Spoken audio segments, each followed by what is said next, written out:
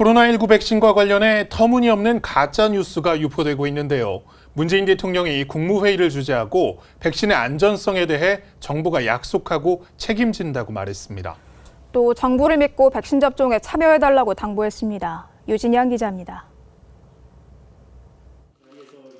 코로나19 백신 접종과 관련해 문재인 대통령이 모든 가능성에 대비해 11월 집단 면역을 차질 없이 이뤄나가겠다고 밝혔습니다. 특히 어떤 백신이든 백신의 안전성을 정부가 약속하고 책임진다며 정부를 믿고 참여해달라고 당부했습니다. 국민들께서 정부를 믿고 정해진 순서에 따라 적극적으로 백신 접종에 참여해 주신다면 한국은 K-방역에 이어 백신 접종과 집단 면역에서도 모범 국가가 될 수 있을 것입니다.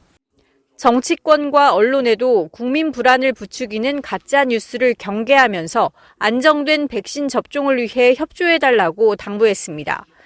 문 대통령은 앞서 열린 3.1절 연설에서도 코로나 방역에 있어 정부가 시종일관 지켜온 제1의 원칙이 투명성이라며 가짜 뉴스를 경계했습니다.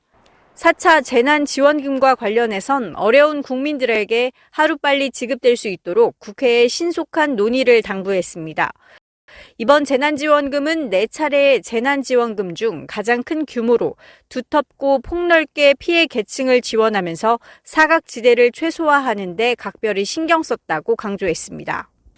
작년에 이어 2년 연속으로 3월 초에 추경안을 국회에 제출하게 된 것은 코로나로 인한 민생과 고용 위기가 어느 때보다 심각하기 때문이며 이를 해결하는 것이 정부와 국회의 가장 시급한 과제가 되고 있기 때문입니다.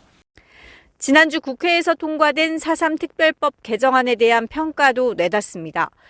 문 대통령은 4.3 특별법 개정은 국가폭력에 대한 책임을 명시하고 희생자에 대한 배상과 보상 근거를 마련했다는 점에서 매우 뜻깊은 진전이라고 설명했습니다.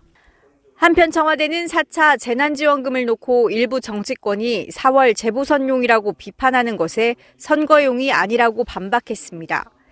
청와대 핵심 관계자는 기자들과 만나 4차 재난지원금은 위기 극복을 위한 정부의 의지라면서 코로나로 타격을 입은 국민에게 지원금을 지급하는 것은 주요국이 취하고 있는 조치라고 부연했습니다.